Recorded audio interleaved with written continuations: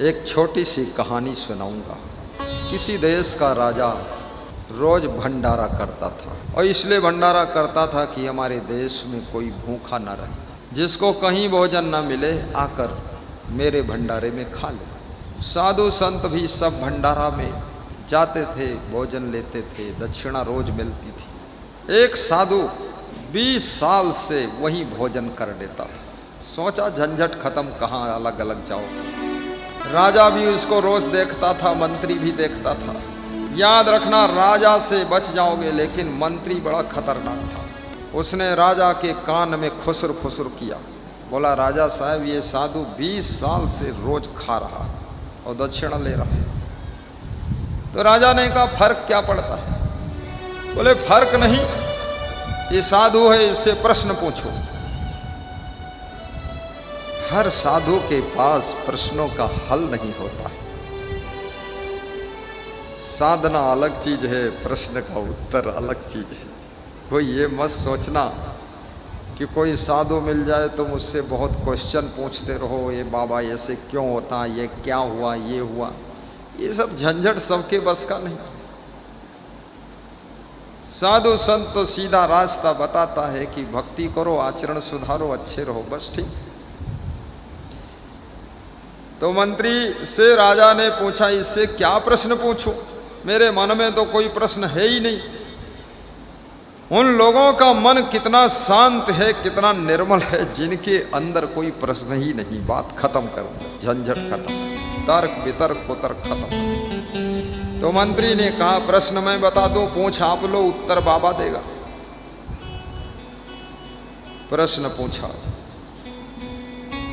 कि एक ही मुहूर्त में, एक ही पल में, एक ही क्षण में बहुत लोगों का जन्म होता है, लेकिन फिर भी उनका भाग्य जुदा जुदा क्यों होता है?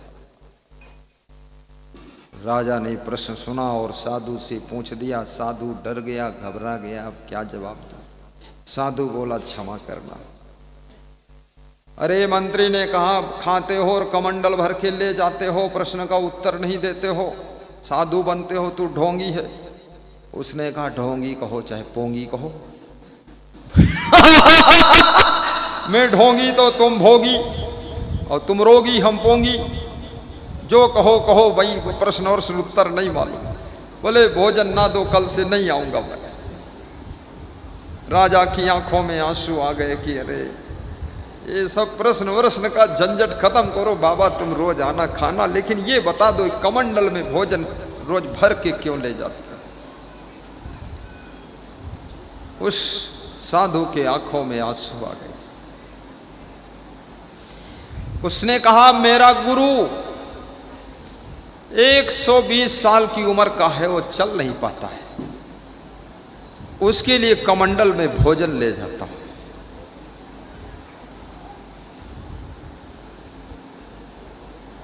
राजा ने मंत्री को डांटा कि मूर्खता का काम यहां मत कर, कमंडल ले जाए भर के, चाहे बाल्टी भर ले जाने दो, कुछ ये खाएगा, इसका गुरु खाएगा, और नहीं कोई होगा तो वहां ये चंदूलाल भगत आएगा तो वो भी खा लेगा, ले जाने दो कमंडल भर के। ये झंझट सब। प्रयागराज में भंडारा चल रहा था हमारे कैंप में, तो किसी संचालक ने अनाउंस किया कि भोजन भर पेट खा लीजिए, लेकिन कमंडल टिफिन भर के मत ले जाइए। और मैं अपने कमरे में कुछ साधना कर रहा था, सुना, और सुनाते हुए साधु को दौड़ाया कि दौड़ के जा, फिर से अनाउंस करो कि कमंडल भी भर के ले जाओ, टिफिन भर के ले जाओ, बाल्टी भी भर के ले जाओ, खूब भरो, कम नहीं पड़ेगा।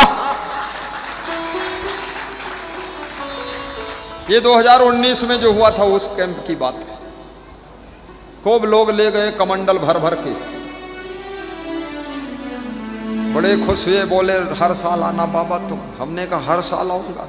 बोले यहीं लगाना बाबा, दूसरी जगह नहीं। हमने कहा दूसरी जगह नहीं। बोले 2 महीना चूल्हा नहीं जलाया। हमने कहा चूल्हा फोड़ दो, गंगम डाल दो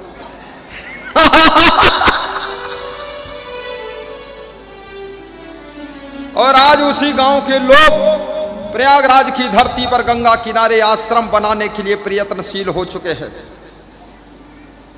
6 बीघे जमीन दान करने वाले हैं, जिस जमीन की कीमत तो 4 करोड़ है, लेकिन गुरु जी को केवल 1 करोड़ में देने का संकल्प लिया है। ये कमंडल में भोजन ले जाने का फल मिला है। 6-7 साल बाद फल वापस आया है। तो मैंने कहा आश्रम बनवाऊंगा, तो बोले तो जिंदगी भर कमंडल भरूंगा, इसीलिए तो बनवा रहा हूं। सोनपरी वासियों को मैं धन्यवाद देता हूं। आपके गांव में आश्रम है, आज कोई चूल्हा मत जलाना, सब लोग यहीं खाइए। और बूढ़ा कोई ना आ पाए तो उसके लिए टिफिन में भर के भी ले जाइए। भंडारा खत्म होने वाला नहीं है, क्योंकि यहां लाखों करोड़ों भक्तों का भाग्य भी इसमें जुड़ा हुआ है। भंडारा खत्म नहीं होगा।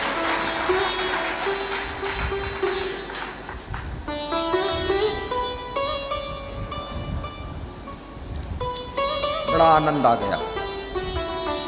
जल्दी कहानी निपटाता हूं, नहीं महामहिम आने वाले, कमंडल ही कमंडल रह जाएगा। साहिब बंदगी, आप हंसते हैं तो बहुत अच्छा लगता है, और आप मुस्कराते हैं तो और अच्छा लगता है। आप ताली बजाते तो बहुत अच्छा लगता है। और महामहिम आएंगे, डरना मत, दमदारी से ताली बजाना। राम प्रताप जी ताली बजवा देना। और मुख्यमंत्री जी आएंगे, जब तक मना ना करूं ताली की गड़गड़ाहट बंद मत कर। उनको लगना चाहिए कि मेरे आने से सब बहुत यहां खुशी हो गई है। ऐसा नहीं वो आए तुम मुर्दा की तरह चेहरा दिखाओ, तो वो कहेंगे कबीर जयंती है कि कबीर मरण दिवस है। खुश होकर के ताली बजाना है।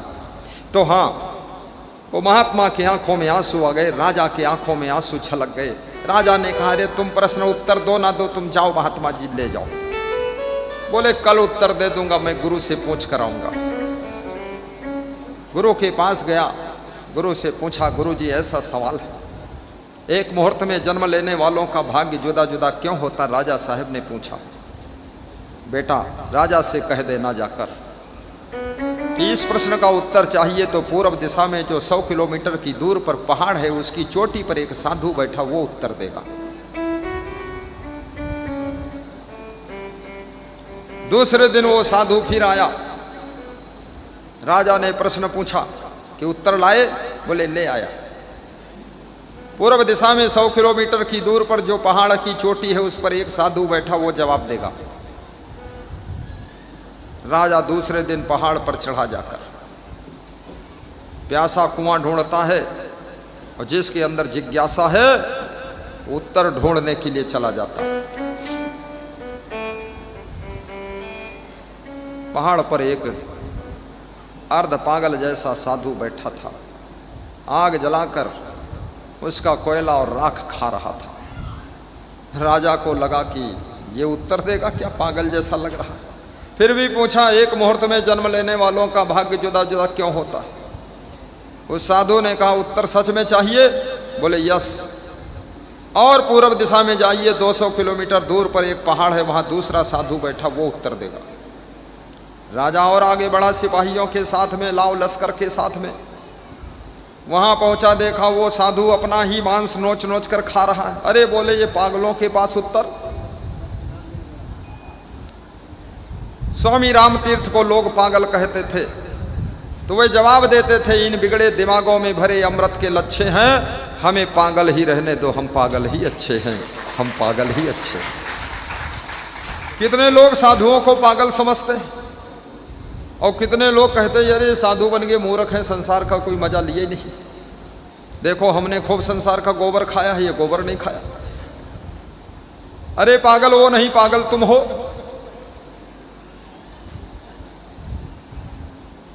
योगी जी भी साधु है, मुख्यमंत्री बनकर के सबका पागलपन उतार दिया। ये साधु तो राजनीति में आना नहीं चाहता है, नहीं तो साधु कोई कम बुद्धि का थोड़े होता। महात्मा बुद्ध भी राजकुमार थे, राजा के बेटे थे, साधु बन गए। राजा भर्तृहरि स्वयं साधु बन गए। राजा गोपीचंद साधु बन गए। स्वामी महावीर राजा थे, वो भी साधु बन गए। याद रखना कितने राजा लोग साधु बने। और आखिरी में देख लेना, इसमें से भी कुछ राजा साधु बनेंगे, क्योंकि और कहीं शीतलता नहीं है, शांति नहीं है। हमको पढ़ाने वाले कई प्रोफेसर, लेक्चरर मेरे पास सूचना भेजते हैं कि लगता हमको साधु बनना पड़ेगा। तो हमने कहा लगता क्यों ही, आ ही जाओ। बोले बड़ा लड़का मारता बहुत है। तो हमने कहा छोटा भी जब मारेगा तब आएगा, आजा। तू अंग्रेजी पढ़ाता था, मैं तेरे को हिंदी पढ़ा दूंगा, आजा। बोलता तुम्हारी शरण में ही जीवन बीतेगा। आग जो लगी आकाश में झरझर गिरे अंगार, साधु न होते जगत में जरी मरता संसार। संसार में इतने दुख है, इतनी जलन है, इतनी पीड़ा है, इतनी टेंशन है, इतनी चिंता है। याद रखना संत वाणी ही तुम्हारे अंदर अंगारों को बुझा करके शांत करती है। अन्यथा कभी कभी तो सबके मन में आत्महत्या करने का भी विचार आता है, घर से भाग जाने का विचार आता है। लेकिन याद रखना संत के वचन आपके प्राणों को बचाने का भी काम करते हैं। इसलिए मैं आपसे कहूंगा सर्विस करो, बिजनेस करो, राजनीति करो, खेती करो, बाड़ी करो, ये करो, वो करो, सब करो, जो करते सो करो।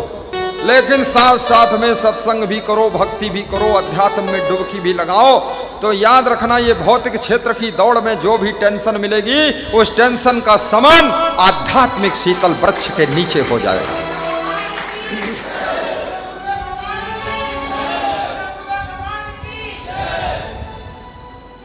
जय हो राम प्रसाद। उम्र तो ज्यादा है लेकिन पानी में दम है।